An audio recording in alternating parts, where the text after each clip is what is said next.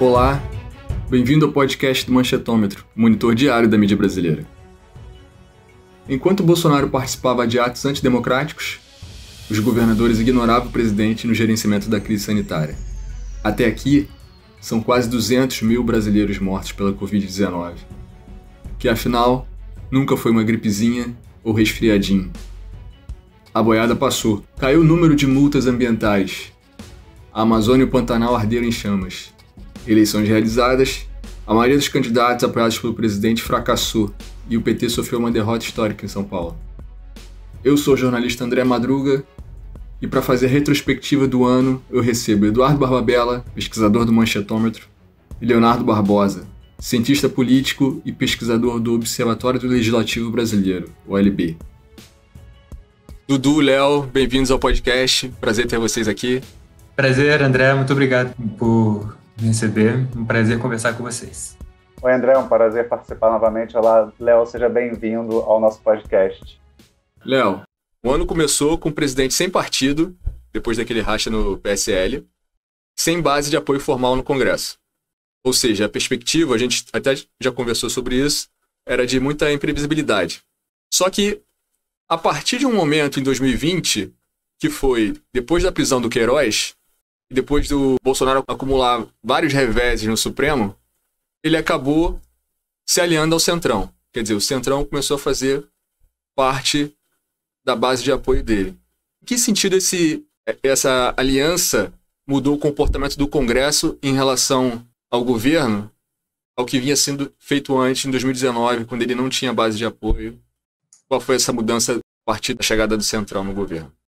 Então, André, como você disse, o ano de 2019 foi um ano em que o governo não contou com recursos ordinários, né, do presidencialismo de coalizão. Ele se esquivou de trazer muitos partidos para a esplanada, ele apostou nos militares numa área ideológica. E quando terminou 2019, a gente viu que o Congresso havia tido um comportamento governista, né, majoritariamente governista. Mas como essa costura dessa maioria parlamentar não estava sólida, a gente esperava um 2020 mais imprevisível, né? Como você falou, até porque, se a gente lembrar bem, 2019 foi um ano em que a pauta econômica foi muito forte. Assim. E essa maioria parlamentar foi, em larga medida, construída pelo próprio Rodrigo Maia na presidência da Câmara. Que estava, sim, apoiando o governo, mas também conduziu derrotas importantes para o Bolsonaro nesse momento. Então, a esperada é um cenário imprevisível para 2020. Até que ponto essa maioria parlamentar ia se sustentar ou não? Pois bem, aconteceu, além dessas coisas que você pontuou, a prisão do Queiroz, os reveses no Supremo Tribunal Federal, eu também queria pontuar que a coisa mais imprevisível de todas aconteceu, que é uma pandemia global, certo? E com isso, uma série de circunstâncias políticas aqui no Brasil que opuseram a presidência, o Bolsonaro de um lado, e os governadores de outro, e boa parte do Congresso de outro. A gente pode listar várias coisas aí, não é só a quarentena, o auxílio emergencial, você viu o Bolsonaro e o Paulo Guedes tendo uma proposta diferente daquela que foi apresentada no Congresso, e tantas outras situações. Foi um momento de muito embate, inclusive com canais de comunicação, foi um momento muito delicado para o governo. E se você olha nesse momento, especificamente do início da pandemia, a gente percebe que teve uma redução muito grande do apoio ao governo nesse momento específico. Então, essa imprevisibilidade, essa dificuldade de fazer uma maioria governista, ela se manifestou com a sua maior potencialidade nesses primeiros meses do ano. Aí a resposta, nesse cenário acuado dessa forma, a resposta do Bolsonaro foi, de fato, chamar os partidos do Centrão para começarem a compor uma base. Né? Parte desse movimento foi conduzido pela ala militar mais moderada, e aqui eu chamo a atenção para o general Ramos, especialmente, da condução do governo, e aos poucos ele foi compondo uma base de governo que seria aí sim mais sólida, liderada principalmente pelo Progressistas, pelo PP, que hoje patrocina a candidatura de Arthur Lira à presidência da Câmara, certo? Tem um significado aí. Essa maioria permitiu ao governo Bolsonaro sair da pandemia mais estável do que estava antes, do ponto de vista da coalizão de governo. Quando você encerra 2020 com uma noção muito mais clara de quem é governo e quem não é, o governo com muito mais força no Congresso do que ele estava ao fim de 2019. Hoje você vê claramente quem que são os partidos que estão apoiando o governo e, por isso, uma liderança tão importante como Rodrigo Maia está começando a ficar até relativamente acuada na disputa pela presidência da Câmara. Certo? O PP não tem tanta força à toa. Então, digamos assim, a evolução desse ano foi do cenário de maior imprevisibilidade possível para a maior previsibilidade que se poderia esperar no contexto de um governo Bolsonaro. O governismo hoje ele é muito mais sólido, muito mais consistente, e ao mesmo tempo envolveu por outro lado, acho que eu quero pontuar isso também, envolveu uma diminuição da força do Paulo Guedes no âmbito da agenda legislativa, né? Especialmente por causa da pandemia.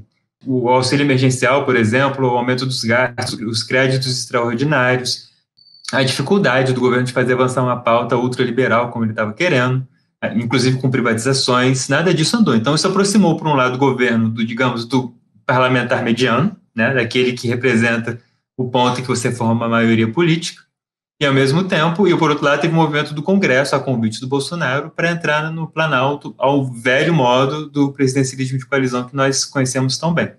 Então, isso é uma previsibilidade relativamente maior no fim de 2020 do que você tinha para 2019, né? E é claro que isso tudo vai depender da eleição da presidência da Câmara no ano que vem também. Dudu, queria também que você me falasse a respeito da imprensa. Como que a imprensa cobriu de forma diferente o governo em 2020 e de 2019. Quero lembrar aqui que teve uma mudança que o Léo não citou, também não citei, que foi a saída do Sérgio Moro, né? Que é, até hoje ainda, muito bem visto pela imprensa. A Lava Jato e tudo mais, né? E como se deu essa cobertura que a gente vê hoje, no final do ano, bem ácida contra o presidente, né?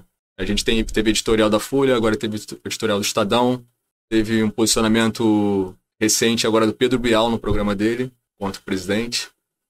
Como é que você vê essa mudança toda?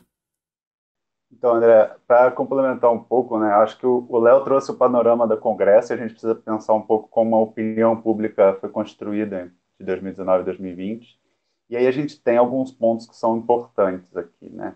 Em 2019, a gente tem um primeiro ano de governo Bolsonaro, em que o presidente Bolsonaro, como o Léo colocou, não tinha o apoio do Congresso. Mas o Congresso tinha apoio da opinião pública, porque o Rodrigo Maia sempre foi uma figura, na presidência da Câmara, muito bem quista pela imprensa. A imprensa via ele como um cara forte, um cara que liderava, de certa forma, o Congresso de forma condizente com os interesses deles, né? É importante destacar. E, principalmente, o Rodrigo Maia sempre foi visto como um cara que poderia levar as reformas do Paulo Guedes à frente. Então, assim, em 2019, a gente teve muito embate Paulo Guedes, equipe econômica e Rodrigo Maia, na busca pela reforma perfeita, né? Então, assim, a gente tinha uma discussão muito grande, porque o Paulo Guedes ele era bem visto antes da eleição e na eleição. Só que quando ele entrou no governo, a opinião sobre o Paulo Guedes ela começou a mudar um pouquinho, porque o Paulo Guedes agora ele não era mais o liberal que nós queríamos no poder, mas ele era um liberal, um pouco liberal demais para aquele momento, e ele queria liberalizar muito mais do que a mídia e essa parcela que ela representava queria. Então ele queria um pouco além, e o Rodrigo Maia trabalhou muito como o contrapeso disso. Então ele foi capaz de frear muitas vezes as opiniões do Paulo Guedes e segurar e fazer uma reforma considerada boa e suficiente. Até para lembrar, né, se a gente pensar no governo Temer, a reforma que o governo Temer aprovou é uma reforma elogiada até hoje. O governo Temer, vamos dizer, na mídia, ela pode ter todos os problemas, mas ele é sempre lembrado com o sucesso por ter aprovado a reforma trabalhista. Então você sempre vai ver esse elogio na grande mídia. Então você tem em 2019 essa discussão muito forte. Em 2020, né, também com essa mudança do Bolsonaro, aparece bastante, a gente começa a ver, além da pandemia, que já é um contexto totalmente diferente, a gente começa a ver muito forte um embate Bolsonaro-Congresso e Bolsonaro-Paulo Guedes. E aí é nesse momento que a gente começa a ver algumas mudanças na imprensa. Porque a imprensa ela sempre bateu no governo Bolsonaro. Mas ela começou a ter algumas nuances e alguns momentos de paz com o Bolsonaro. E alguns momentos de mais acidez. Como e quando? Primeiro, quando o Bolsonaro batia ou ia contra as propostas do Paulo Guedes, ou ameaçava uma demissão do Paulo Guedes, a gente sempre via uma mídia que atacava o Bolsonaro. Então a gente sempre viu os momentos de ataque ao Flávio Bolsonaro, principalmente, eles vinham muito ligados a momentos de crise na relação Guedes-Bolsonaro. Isso era muito evidente na cobertura. E, enquanto isso, o Rodrigo Maia ganhava força, ganhava poder na opinião pública, sempre com muita força. E quando o Bolsonaro aliviava a sua relação com o Paulo Guedes, aí sim você tinha uma proteção ao Bolsonaro. Você não falava tanto do Flávio Bolsonaro, você não falava do Carlos Bolsonaro, você deixava ele em paz.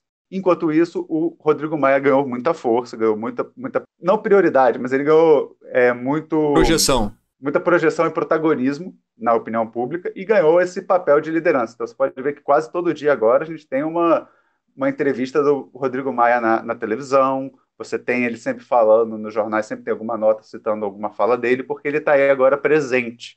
Ele está se fazendo muito mais presente nisso. E aí, como o Léo coloca agora, que a gente tem esse novo momento em que o Rodrigo Maia, que é uma figura tão forte, balança, você vê na opinião pública esse debate, porque eles começam a questionar, eles não querem, pelo que nos parece, eles não querem o Arthur Lira, porque o Arthur Lira seria um exemplo de que o governo Bolsonaro está ganhando, que o governo Bolsonaro, como o Léo disse, está se tornando estável, está jogando o presidencialismo de coalição de forma correta, e ao mesmo tempo para mim, parece que eles queriam que o Congresso, de certa forma, mesmo que eles criticassem a medida, eles queriam que o Rodrigo Maia se mantivesse. Porque o Rodrigo Maia era uma figura de força, capaz de segurar o Bolsonaro. Eles não sabem se os candidatos do Rodrigo Maia são capazes disso. Então você tem essa discussão muito grande hoje. O Congresso ele continua como talvez a instituição que ganha mais poder, que tem mais poder na opinião pública e que é mais considerada, mas os novos presidentes da Câmara e o presidente do Senado podem trazer uma mudança nessa discussão. A gente pode, por exemplo, ver uma Câmara que vai ser muito criticada se tiver o Arthur Lira e um Senado, se tiver alguém que eles apoiem, sendo defendido. Vamos ver o que isso vai acontecer. Mas a mídia teve essa posição bem clara. Ela era contrária ao presidente Bolsonaro, favorável a Rodrigo Maia e Davi Alcolumbre, porque eles trabalharam muito bem juntos, fizeram uma dobradinha do mesmo partido, né, muito bem feita. Em alguns momentos tiveram algumas crises, mas muito bem feita. E Paulo Guedes, ele era um cara que ele transitou. E ele é importante trazer aqui porque ele é um cara que teve muito essa relação com o Congresso e como a gente sabe, a questão orçamentária é muito importante nesse governo, né? Então, o Paulo Guedes era um cara que ele era apoiado, teve muita força, ele era o termômetro para se atacar ou não o Jair Bolsonaro, mas o Paulo Guedes, e aí trazer a questão da pandemia, ele também teve seus problemas, porque ele queria liberalizar tanto a economia que ele foi contra, por exemplo, o auxílio emergencial. E o auxílio emergencial não se mexe na imprensa, porque a imprensa sabe essa importância. Pensando exatamente nisso que você falou, desse lugar do Paulo Guedes e da agenda liberal no governo, né? E você comentou como o Temer pode falar o que quiser, mas essa agenda liberal que foi representada no primeiro ano de governo Bolsonaro pelo Paulo Guedes e Rodrigo Maia, como isso foi relativamente abalado com o cenário da pandemia.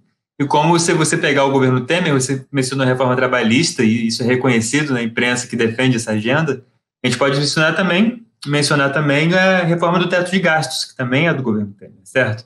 Então, nesse sentido, o governo Temer, até esse momento, foi mais, digamos assim, mais efetivo numa agenda de reformas neoliberais do que o próprio governo Bolsonaro até aqui. E isso é reflexo da falta de liderança política do Planalto. Muito embora o Rodrigo Maia tenha defendido isso em dobradinho com o Paulo Guedes especialmente. E aí eu quero pontuar uma coisa interessante, porque uma das razões pelas quais essa agenda de reformista é dose, né? Essa agenda neoliberal não avançou tanto, era acreditada em larga medida a falta de uma base política, certo?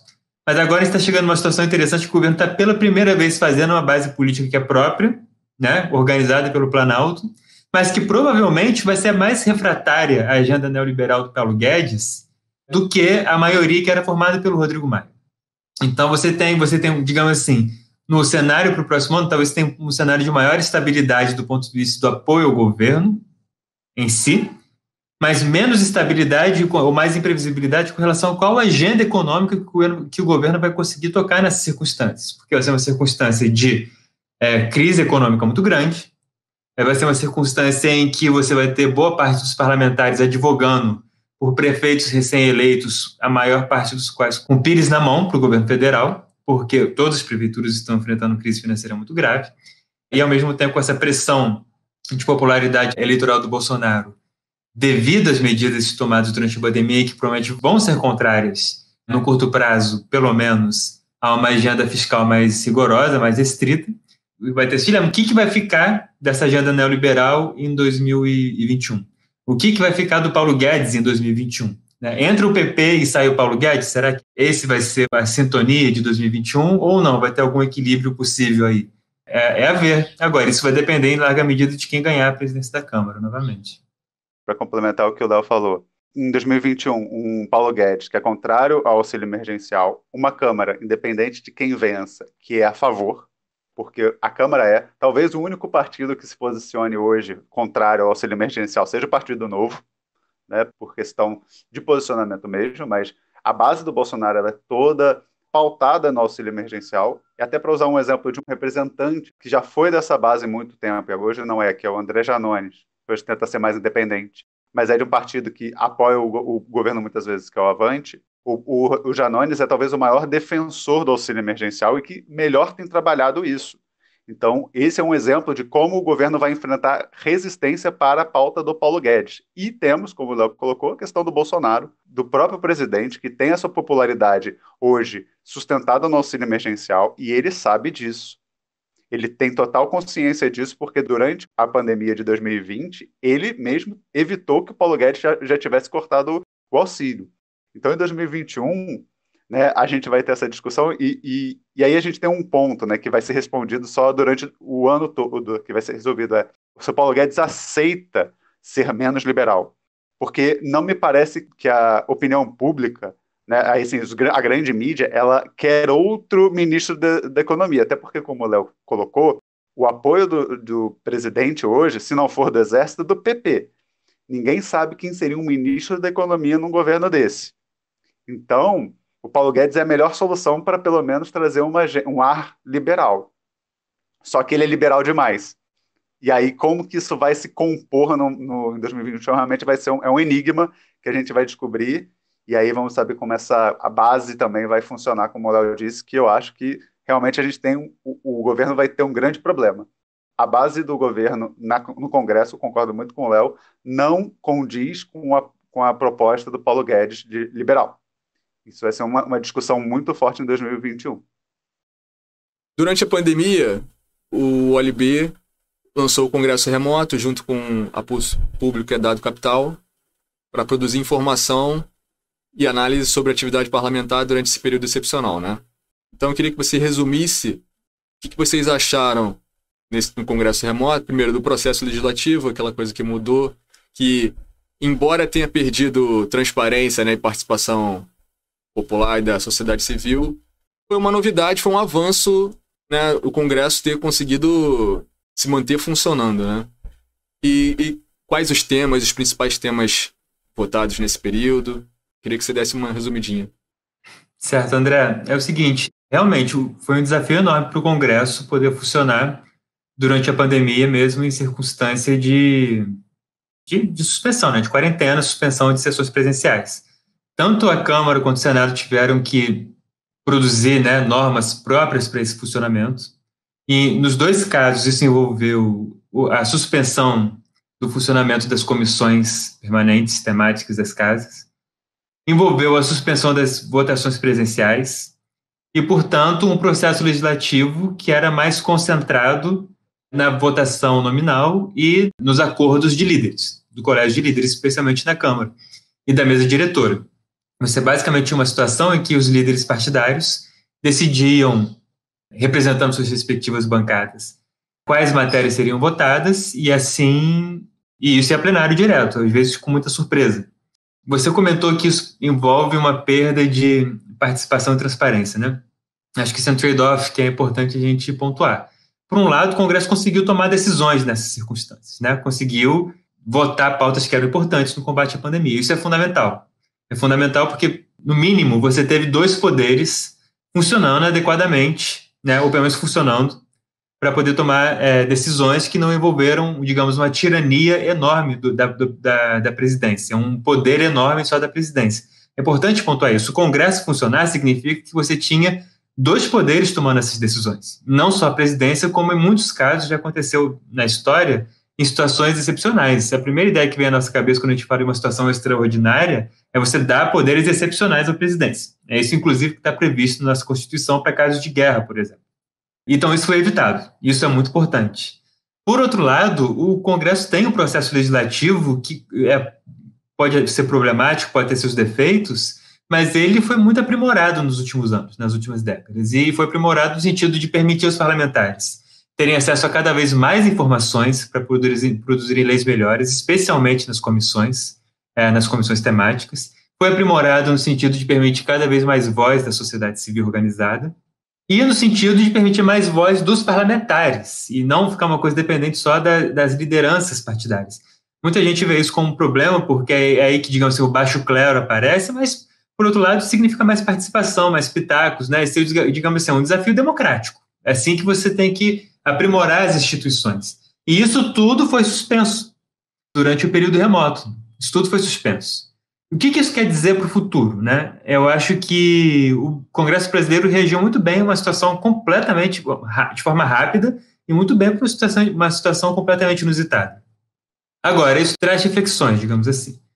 Por um lado, como é que isso afetou a transparência e a participação? A gente pode ver que nos temas, de fato, os temas votados foram quase todos... Assim, os temas mais abordados, discutidos e votados pelo Congresso foram temas sociais ou, quando econômicos, relativos a créditos extraordinários. Então, de fato, eram relativos à pandemia. Um dos pontos que as duas casas traziam é que essa pauta votada dessa maneira poderia ser apenas emergencial. Você não pode votar medidas não relativas à pandemia na medida em que você não tinha um processo deliberativo, processo legislativo funcionando adequadamente. Mas a gente sabe que houve medidas importantes votadas nesse período, ainda que pontuais, e que não tinham nada a ver com a pandemia. A própria medida do marco regulatório do saneamento básico, por exemplo. E aqui não é emitindo juízo de valor ou não. Será que teve o devido processo democrático em torno de uma medida com tanto impacto para a economia e para a sociedade do Brasil? Acho difícil. Então ficam duas perguntas, duas reflexões para o futuro. A primeira é, sabemos que temos essa tecnologia, né? Na verdade, que é uma pergunta. Sabemos que temos essa tecnologia, que o Congresso consegue funcionar acessando ferramentas digitais que estão disponibilizadas hoje em dia. Então, a pergunta que surge é a seguinte: como usar essas ferramentas não só para situações excepcionais, mas para tentar aprofundar a democracia representativa nos próximos anos, né? Em vez de usar uma situação excepcional para limitar a participação, será que essas coisas não podem ser usadas, por exemplo, para tornar as comissões, as reuniões de comissão ou as audiências públicas cada vez mais transparentes, mais abertas a quem pode participar, não só em Brasília, mas virtualmente também? Será que esses canais não podem ser melhor usados em outra circunstância para você, ao invés de circunscrever a participação no momento excepcional, você ampliar ela no momento ordinário? Acho que essa é a pergunta que fica para os próximos anos. Léo, aproveitar que você falou das instituições, o ano de 2020 foi marcado pela pandemia, obviamente, e vale lembrar aqui, pelos ataques do presidente às instituições. Em abril, ele chegou aí num ato pró-golpe e falou: nós não vamos negociar. Lembra disso? Então, apesar de tudo isso, e de milhares de mortes pelo caminho, as eleições transcorreram mais ou menos dentro do esperado. Que balanço que você faz hoje das nossas instituições democráticas? Olha, André, as instituições é uma coisa... Essa é uma pergunta, digamos assim, capciosa, né? Nós tivemos eleições. Nós tivemos uma certa regularidade institucional preservada. Mas eu acho que isso não pode cerrar os nossos olhos para o fato de que você tem um Planalto ocupado por militares hoje em dia. Você tem um presidente que está combatendo a todo mundo, não está exercendo o papel dele de coordenador de políticas que são federativas, numa federação, que exigem do presidente essa coordenação entre os demais entes. Um presidente que continua ameaçando as instituições, tendo um comportamento, digamos assim, imprevisível para dizer o mínimo, e irresponsável, alguns até dizendo genocidas, para usar termos mais pesados, né? E veja bem, não são meus, mas tem muita gente falando isso, porque de fato esse presidente está indo contra medidas científicas, medidas que são consideradas razoáveis por setores enormes da sociedade, muito representativos. Então eu acho que não dá para falar que nossas instituições estão tranquilas. Acho que uma grande lição que os últimos anos estão nos dando, não só no Brasil, como em outros países do mundo, é que não existe instituição alguma que sobreviva sem um comprometimento, um comprometimento mais forte das elites políticas em torno dessas instituições. O que a gente vê desde 2016, muitas pessoas falam do impeachment de Dilma Rousseff apenas em termos politizados, mas muita gente esquece o problema que você tem quando você força a mão em uma medida excepcional como impeachment, em nome de interesses políticos, e o impacto que isso tem em todos os jogadores, e no eleitorado, e nos grupos políticos organizados.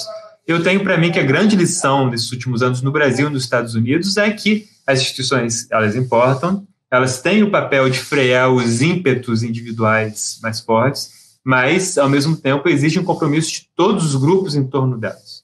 E o que a gente está vendo é que tem grupos muito fortes no Brasil, muito representativos, que desafiam princípios basilares da nossa democracia. Então, eu diria que não estamos tranquilos. Não estamos tranquilos nesse sentido. E eu quero pontuar especialmente o papel que os militares têm tido. Os militares, desde os últimos anos do governo de Dilma Rousseff, estão dando opinião política. Isso. Eles estão expressando o que eles acham que deve ou não acontecer com julgamentos, com eleições, e com outros tantos assuntos institucionais. Para ser justo, eu também posso dizer que os juízes começaram a fazer isso antes dos militares, né? Começaram a expressar. Pois é. Mas esse é o problema. Como é que deve ser a política econômica? Sim, esse é um problema, André, porque tem momentos que nem sempre a importância das instituições está tão claro como está agora. O problema é que mesmo nesses momentos as instituições têm que ser respeitadas. Eu entendo que pode ter pessoas que querem ter um julgamento, e aí, novamente aqui eu não quero politizar essa questão, é muito importante que isso não seja politizado como PT ou anti-PT ou o que seja, mas é muito importante que as pessoas entendam que um juiz ele deve julgar e respeitar as instituições mesmo em momentos em que não está claro que ele está preservando as instituições, porque ele está. Nesse momento ele está. Porque a partir do momento que você tem um juiz falando que e agindo, como por exemplo Sérgio Moro agiu, no mínimo com muita heterodoxia, o que impede de um general fazer o mesmo?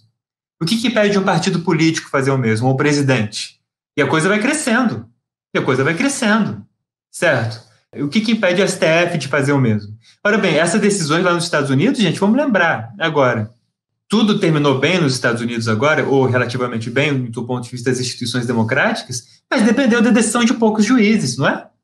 E se não fosse assim? E se tivessem pessoas já pensando diferente, achando que agindo de forma um pouco mais heterodoxa?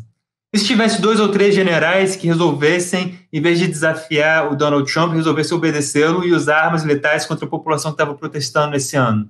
Veja, a gente não pode, a ideia de que as instituições são fortes implica que a gente não depende de tão poucas pessoas para que elas funcionem. E quando você tem um presidente atacando, quando você tem militares ocupando um governo civil, você começa a tornar essa estabilidade muito dependente de poucas pessoas. E, às vezes, de decisões heterodoxas, né? Vamos pensar agora, o que seria melhor o que deixaria as pessoas mais tranquilas para o segmento desses 2 anos do Bolsonaro? Eu sei que a mim me deixaria mais tranquilo o Rodrigo Maia continuar na presidência da Câmara. Mas, veja bem, a gente estaria entrando no momento que precisa torcer as instituições para tentar manter a democracia. Se a gente está nesse momento, se você está no momento que você precisava desrespeitar a Constituição, porque ela muito claramente estipula que não pode ter reeleição, se você precisa de respeitar a Constituição para ter uma democracia mais estável, né, uma situação mais confortável para as instituições democráticas, significa que a gente já perdeu esse bonde. A gente está numa situação delicada. Esse é um assunto engraçado, porque a imprensa toda se colocou nesse sentido, contra a mudança de regra, né, no meio do caminho, para favorecer o Rodrigo Maia. Mas também estava expresso na Constituição que prisão em segunda instância não era para ser, e eles foram a favor na época, né?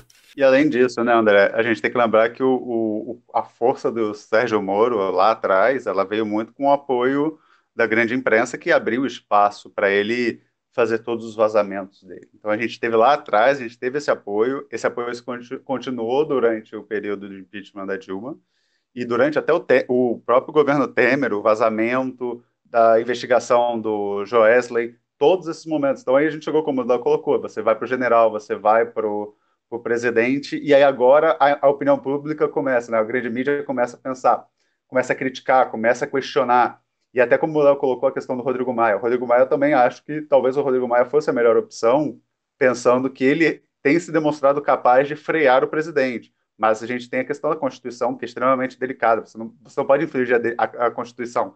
Apesar de ter engavetado os processos de impeachment, né? Pois é. Ele tem essa questão muito grave que ele tem engavetado os processos. Mas eu, por exemplo, o Arthur Lira, eu tenho certeza que ele não vai nem deixar entrar na gaveta. Já vai direto pro lixo. Entendeu? Assim, ele não vai colocar. E aí a gente já não sabe o que aconteceriam com os candidatos do Rodrigo Maia, mas provavelmente engavetariam também hoje, pensando que seguem a mesma linha dele. Agora, a gente tem uma grande mídia que apoiou o Rodrigo Maia durante muito tempo e agora, assim, ok, ele vai sair, mas hoje eles já não sabem o que fazer, porque eles estão num momento de apoiar a Constituição depois de algum tempo em que eles estavam indo contra a Constituição.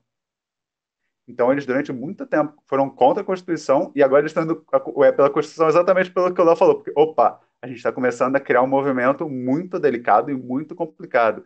E até para colocar mais pimenta no que o Léo falou, se a gente olhar para os Estados Unidos, ok, os Estados Unidos segurou, mas, por exemplo, aquele movimento QAnon, que é totalmente baseado na teoria conspiratória, conseguiu colocar um deputado. Vamos pensar em 2022. Vamos pensar em 2022 o que a gente não pode ter aqui no Brasil. Olha quão grave a gente está tendo uma situação política que agora ela está totalmente pautada em discussões sobre fake news. Olhando agora para a vacina, pensar que a gente tem um presidente que está querendo um termo de responsabilidade de quem vai se vacinar e não o contrário. Se você não se vacina, que você deveria se responsabilizar, né? E aí a gente pode olhar, por exemplo, para o STF meio que colocando esse alerta, falando, ok, se você não vai se vacinar, você vai ter várias limitações, né? O que o presidente está fazendo, na verdade, nesse caso, eu sei que temos uma responsabilização. Eu sei que quem não se vacinar vai ter uma responsabilização, mas eu estou lavando as mãos, estou sendo tipo Pôncio Pilatos, estou lavando as mãos para eu não ser o responsável por colocar essa responsabilidade em você. Ou seja, ele sabe que isso vai acontecer, ele sabe que isso tem que acontecer, porque faz parte de todos os países, né? Por exemplo, você já não vai poder sair do país se você não for vacinado. Aqui no Brasil já tem movimento de algumas empresas aéreas para limitar quem entra em voo se não forem vacinadas as pessoas. Então você sabe que essas limitações vão existir. E o que você faz? Você lava as mãos, finge que não é com você, mesmo sendo presidente da República, e deixa que os outros paguem o preço, por exemplo, o STF, da ira daqueles que não vão se vacinar. Então, isso é um movimento muito inteligente, porque ele tá defendendo os dele, né? Tá evitando sofrer danos, mas, ao mesmo tempo, é muito cruel, porque ele está criando um movimento muito complicado para o país. Você está começando a... Assim, não vai chegar a isso, mas é quase criminalizando a vacina. Olha que gravidade que a gente está chegando. Olha o problema que a gente está chegando. E tudo isso para quê? Para manter a base de apoio dele, que é uma base extremamente pautada em discussões de princípios, em discussões morais e, como o Léo também colocou, em uma relação grave com a democracia. Então, Léo, o Centrão saiu fortalecido das eleições municipais, deve ganhar mais espaço no governo esse ano e pode eleger o novo presidente da Câmara. A gente tem o Arthur Lira, do PP, mais cotado e com apoio do Planalto. Queria que você dissesse pra gente como você vê essa disputa num cenário que se mostra, de um lado, Bolsonaro e o Centrão, que eu já imagino, já conversei com o Dudu, que já é um ensaio para uma chapa para 2022, Bolsonaro com o Centrão. Do outro lado tem Rodrigo Maia, o candidato dele, que é apoiado por PSDB, DEM, que seria também uma chapa em torno do Dória, eu imagino. E correndo por fora, minoritária, esquerda, dividida, que também deve chegar em 2022 dividida, uma ala PDT, PSB, que iria com Ciro, e a outra ala PT, PSOL, também iriam com candidatos próprios. Então eu queria que você me dissesse como é que você vê esse cenário para a eleição agora, mais imediata em fevereiro, do presidente da Câmara, e o cenário para 2022, o que aponta no futuro para a gente. Não, legal. Eu acho que você colocou muito bem 2021 e 2022, né? Porque eu vi muita coisa nas eleições desse ano, muita gente falando do que isso significava para 2022. É interessante fazer essa reflexão. Mas talvez a gente tenha que pensar o que significa já para 2021 para a política no país. E a eleição para a presidência da Câmara é muito significativa nesse sentido, porque esses 3 blocos estão aí, estão no Congresso já. E como eles vão se comportar? Eu tendo a pensar, André, que são esses 3 blocos mesmo, com esses desafios, né, pontuados por você, cada um deles, né? O Centrão procurando, como sempre, se aproximar do governo nos seus próprios termos, isso que está acontecendo. Essa centro-direita querendo se diferenciar do governo e tentando testar sua força agora que você tem um governo exercendo essa força do presidencialismo de coalizão, e a esquerda tentando achar, né, suas lideranças e uma certa coesão em meio à perda de protagonismo do PT. E quando eu falo isso, eu não digo que o PT perdeu sua importância, mas perdeu o protagonismo que ele vinha exercendo nos últimos anos. O protagonismo petista nas últimas décadas, ele foi importante justamente para manter uma coesão da esquerda. Veja bem, quando você pega essa eleição para a Câmara, agora, por exemplo, como é que a gente vê a importância dessa coesão? Nós sabemos que a esquerda não tem como eleger o próximo presidente da Câmara, a gente sabe disso. Agora, quanto mais coesa for a bancada dos partidos de esquerda, maior vai ser o valor de seu apoio. E com isso, maiores os compromissos que ele vai conseguir arrancar do candidato vencedor. Se você não tem essa coesão agora, você já tem um problema. Você vai ser uma tentativa de sobrevivência e tentar ficar com alguma correção, alguma coisa assim. É muito pouco. É muito pouco para uma situação em que a esquerda está tão minoritária na oposição.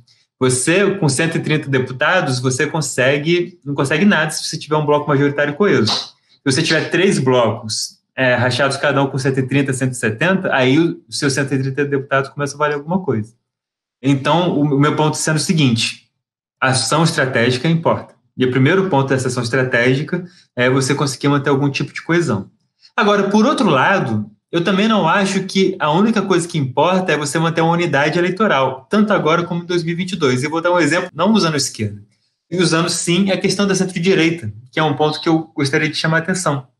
Todas essas coisas que o Dudu colocou, eu gostaria de pontuar assim, que é muito importante para todos nós, se você é de esquerda ou não importa, você saber que isso não pode ser um discurso só de defesa do PT, não é esse o ponto.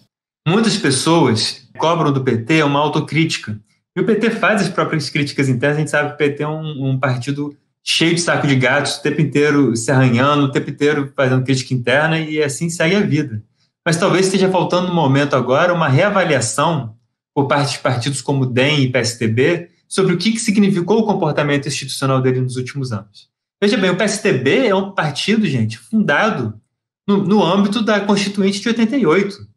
Entende? Fundar nesse momento para tentar fortalecer um centro democrático, e não estou falando do centrão, evidentemente, um progressismo democrático no ambiente que o PMDB estava começando a descarrilhar.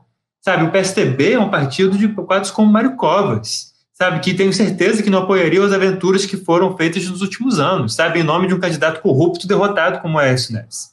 Então, que tipo de avaliação que pessoas como lideranças como SM Neto, Rodrigo Maia podem fazer?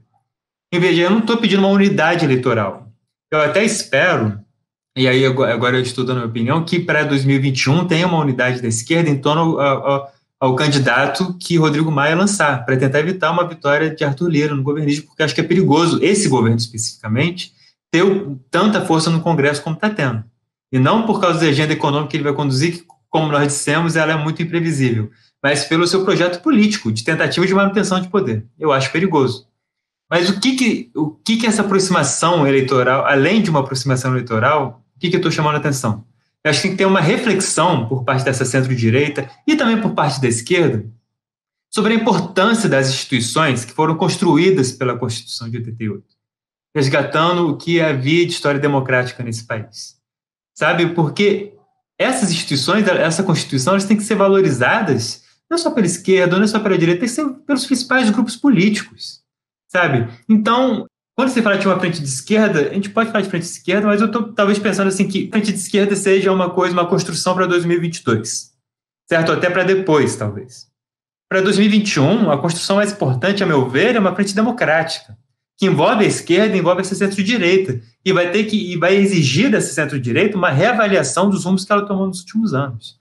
Então, essa eleição para a presidência da Câmara me parece que vai ser o primeiro teste nesse sentido. Eu acho que existem indícios importantes de que o DEM e o PSDB estão se movendo nessa direção, mas não é um movimento fácil. Não é um movimento fácil. Eu vejo o Rodrigo Maia fazendo isso, eu vejo algumas lideranças do PSDB fazendo isso, eu não vejo João Dória fazendo isso. E aí, João Dória é a principal liderança do PSDB hoje. E, ao mesmo tempo, vai ter que envolver, pelo lado da esquerda, uma reconciliação com esses setores, que me parece que está acontecendo, infelizmente. Parece que as pessoas têm cabeça no lugar e estão entendendo que, antes de mais nada, você precisa de instituições democráticas de direito, né, sólidas por meio do compromisso de forças amplas no jogo político do Brasil. Excelente. Léo, só para a gente finalizar, a gente falou muito de Câmara, mas como você vê o quadro do Senado hoje?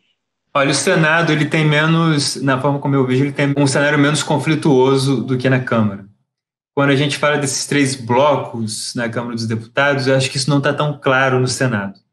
Eu acho que o Senado, você tem uma tentativa dos partidos do Centrão, sob a liderança do Alcolumbre, é uma tentativa de ter uma agenda um pouquinho mais moderada, embora em momento algum ele tenha desafiado o governo. Pelo contrário, o Alcolumbre é um homem de confiança do Bolsonaro. Mas tem um trabalho interno na casa que não vou nem dizer que é progressista ou liberal, não é isso, ou democrático, mas que preza um pouco mais por consensos do que na Câmara dos Deputados.